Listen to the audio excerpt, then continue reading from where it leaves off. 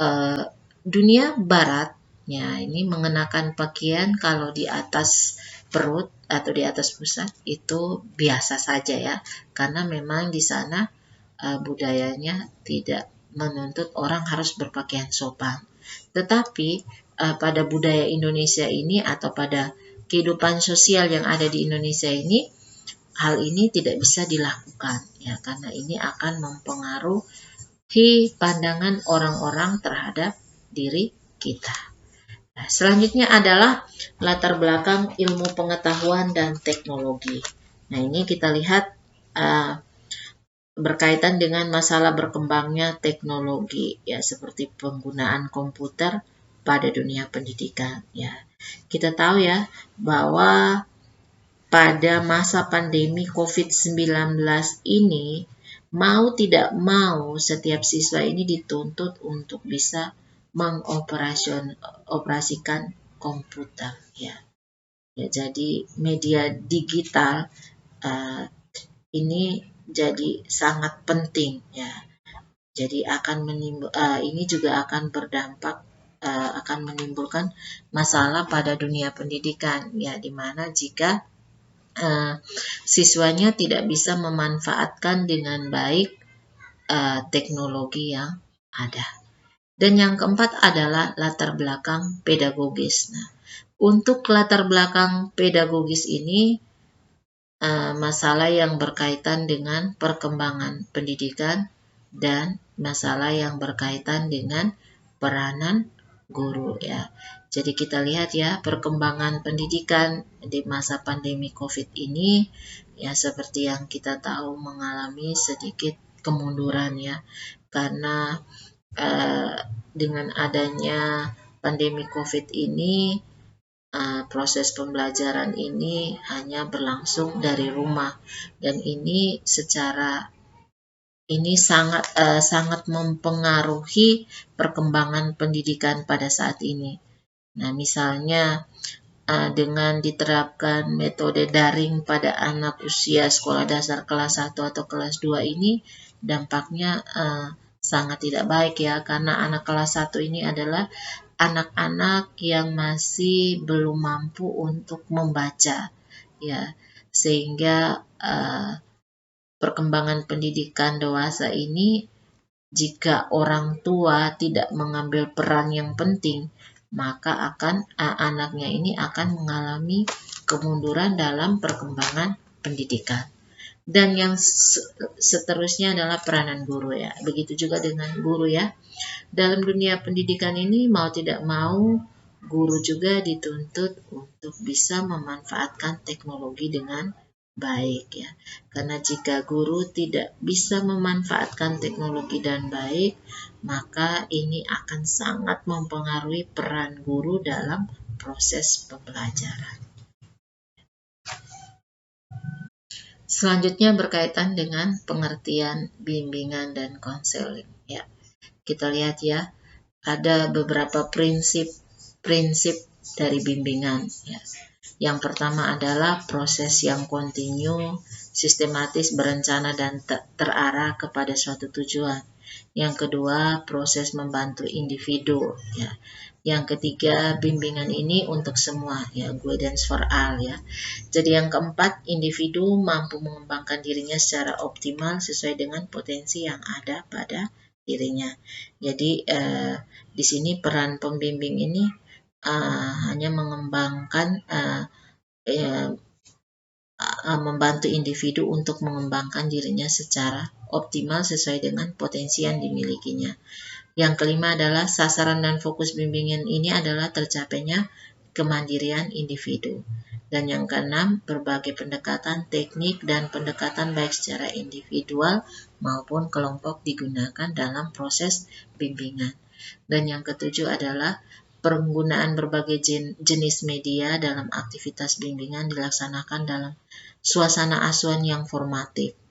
Yang dalam budaya ketimuran atau Indonesia, suasana ini dikenal dengan istilah tuturi handayani, ing madia mangun karsa, dan ing ngarso sung tulado. Dan yang kedelapan adalah pelaksanaan bimbingan dilakukan oleh personil-personil yang memiliki keahlian keterampilan dan pengalaman khusus dalam bidang bimbingan. Oke. Jadi bimbingan ini bisa dilakukan oleh siapa saja yang memiliki keahlian atau keterampilan khusus dalam bidang bimbingan atau yang sudah pernah terampil dalam melakukan bimbingan. Jadi tidak perlu hanya dibimbing oleh seorang konselor, tetapi siapa saja bisa menjadi pembimbing. Ya.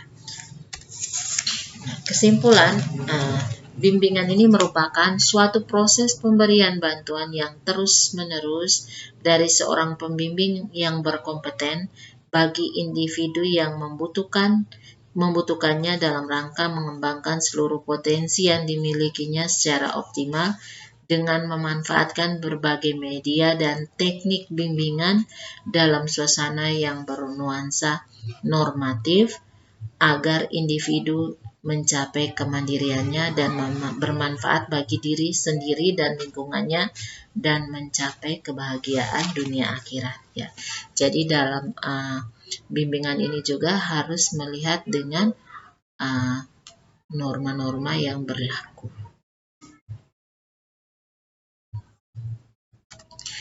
Selanjutnya kita lihat pengertian konseling. Nah, kalau kita lihat konseling ini adalah proses pemberian bantuan yang dilakukan melalui wawancara konseling oleh seorang konselor kepada individu yang sedang mengalami suatu masalah atau konseli dengan tujuan agar konseli dapat mencapai pemahaman yang lebih baik terhadap dirinya dan dapat mengatasi masalah yang dihadapinya. Ya, jadi ada orang yang bermasalah ini dinamakan dengan konseli. Jadi orang yang membantu proses wawancara ini dinamakan dengan konselor. Ya. Nah, kita lihat karakteristik konseling. Yang pertama, konseling ini melibatkan dua orang. Ya, jadi konseling itu interaksi antara konselor dan konseli dengan cara komunikasi langsung ya. Jadi konseling ini tidak bisa hanya melalui tulisan, tetapi face to face ya, berhadapan secara langsung ya, melalui isi pembicaraan ya. Kemudian model interaksinya terbatas pada dimensi verbal ya, yakni pembicaraan ya. Jadi dia model interaksinya ini dengan verbal ya, dimensi verbal, yaitu dengan berbicara antara konselor dan konseli. Ya. Jadi yang satunya mengutarakan, yang satunya mendengarkan dan menanggapi apa yang diutarakan oleh konseli. Ya, kemudian yang ketiga adalah interaksi antara konselor dan konseli ini berlangsung dalam waktu yang relatif lama dan terfokus kepada pencapaian tujuan. Ya. Jadi proses konseling ini tidak hanya dilakukan hanya sekali, tetapi beberapa kali. Ya, waktunya relatif lama ya. Kita bisa aturnya beberapa jam, misalnya 1 minggu 2 kali dengan waktu 2 jam ya. Jadi kita bisa relatif lama sampai pada tahap di mana sudah mencapai tujuannya ya. Yang keempat, tujuan konseling ini adalah terjadinya perubahan perilaku konseli ya. Jadi jika kita lihat sudah ada perubahan tingkah laku, maka tujuan konseling ini telah berhasil.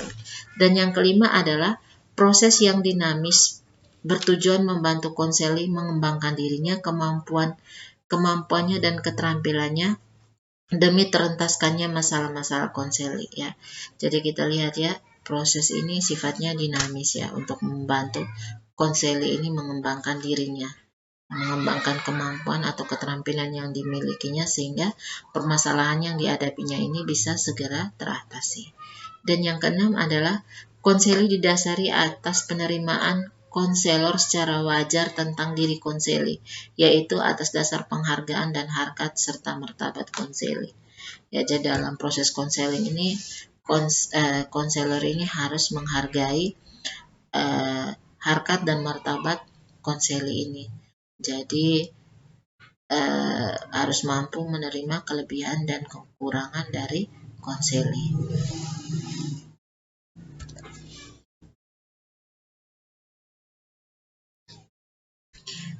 Selanjutnya kita lihat sub yang berkaitan dengan persamaan dan perbedaan BK ya. Kita lihat ya, persamaan BK ini kalau kita lihat dari aspek tujuan ya ini sama-sama mengubah tingkah laku ke arah yang lebih baik. Ya, kalau kita lihat dari aspek proses, nah ini prosesnya ini continue ya, atau berkelanjutan. Ya sama ya. Nah, bimbingan juga berkelanjutan, konseling juga berkelanjutan. Yang ketiga, dari aspek pengambilan keputusan, nah ini sama, keputusan akhirnya ditentukan oleh individu yang dibantu. Ya, jadi yang mengambil keputusan itu adalah klien atau konseli itu sendiri. Dan yang keempat, nah dari aspek tanggung jawab keputusan yang diambil berada di tangan individu ya, bukan berada di tangan konseli atau konselor ya, bukan berada di tangan konselor atau pembimbing tadi ya.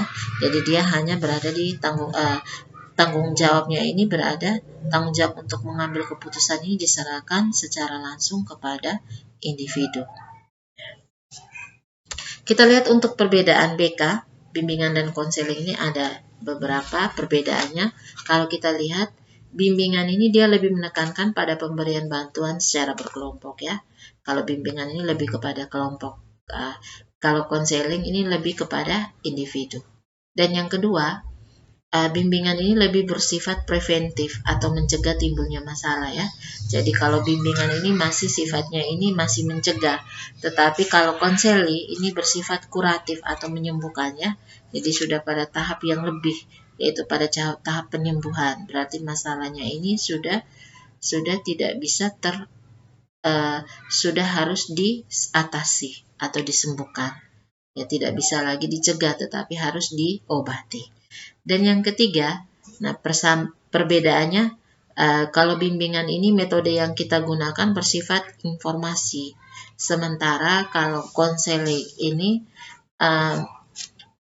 menggunakan metode face to face atau wawancara tadi ya. Yang keempat, bimbingan ini diberikan oleh pembimbing ya, atau siapa saja yang mampu atau memiliki keterampilan atau keahlian dalam melakukan bimbingan. Tetapi konseling ini, kalau konseling ini diberikan oleh seorang konselor ya. Yang kelima, bimbingan dapat diberikan di mana saja ya, tetapi kalau konseling ini tempat konseling ini di ruang tertentu atau dijaga kerahasiaannya ya. Jadi di ruang rahasia yang tidak dilihat oleh orang lain. Jadi prosesnya ini lebih tertutup. Selanjutnya kita lihat tentang kesalahpahaman dalam bimbingan dan konseling ya. Ini ada beberapa kesalahpahaman dalam bimbingan dan konseling. Yang pertama, kita lihat bimbingan dan konseling disamakan saja dengan atau dipisahkan sama sekali dari pendidikan ya. Jadi kita tahu ya bahwa bimbingan dan konseling ini tidak bisa dipisahkan dari pendidikan ya, karena bimbingan dan konseling ini diberikan mulai dari jenjang pendidikan dasar sampai dengan perguruan tinggi. Ya, kemudian yang kedua, konselor di sekolah dianggap sebagai polisi sekolah. Nah, ini merupakan pandangan yang keliru ya. Jadi banyak yang menganggap bahwa konselor ini tugasnya untuk memata-matai. Ya, itu yang salah ya. Sebenarnya konselor ini tugasnya sebenarnya adalah membantu untuk mengatasi masalah yang dihadapi oleh peserta didik. Jadi bisa dijadikan sebagai tempat curhat ya. Kemudian yang ketiga, bimbingan dan konseling dianggap semata-mata sebagai proses pemberian nasihat. Nah, ini pemikiran yang salah ya. Jadi bimbingan dan konseling ini bukan hanya semata-mata sebagai proses pemberian nasihat saja ya, tetapi bisa membantu untuk mengatasi permasalahan yang dihadapi oleh peserta didik ya. Karena pada saat melakukan bimbingan ataupun konseling, nah ini individu akan dibantu sampai dengan tujuannya itu tercapai. Ya.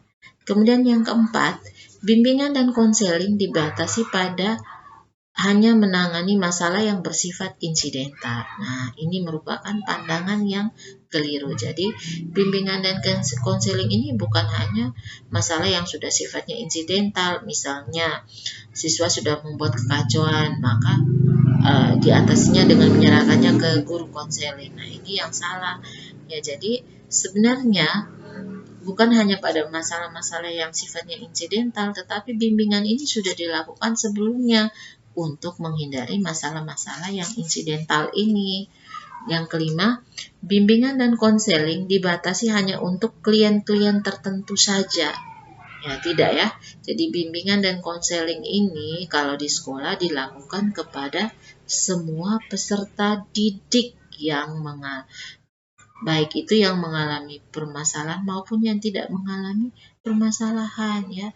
Jadi semua peserta didik ini siapa saja bisa untuk melakukan bimbingan dan konseling. Yang keenam, bimbingan dan konseling melayani orang sakit atau orang kurang normal. Nah, ini pemikiran yang sangat-sangat keliru ya. Jadi sebenarnya bimbingan dan konseling ini bukan untuk melayani orang sakit atau orang gila atau kurang normal, tidak ya. Tetapi bimbingan dan konseling ini merupakan proses pemberian bantuan di mana untuk mencegah atau untuk mengobati. Ya, mencegah berarti kalau orang-orang yang merasa bahwa dirinya ini mengalami permasalahan, maka sebaiknya lakukan bimbingan dan konseling sehingga permasalahannya bisa segera teratasi. Yang ketujuh, bimbingan dan konseling bekerja sendiri, tidak ya. Bimbingan dan konseling ini merupakan satu kesatuan ya. Itu. Yang kedelapan, konselor harus aktif sedangkan pihak lain pasif. Tidak ya. Pada saat kita melakukan bimbingan dan konseling, konselor dan konseli harus aktif ya. Jadi konseli itu harus aktif untuk menceritakan permasalahannya dan konselor aktif untuk mendengarkan dan menanggapi permasalahan konseli. Ya.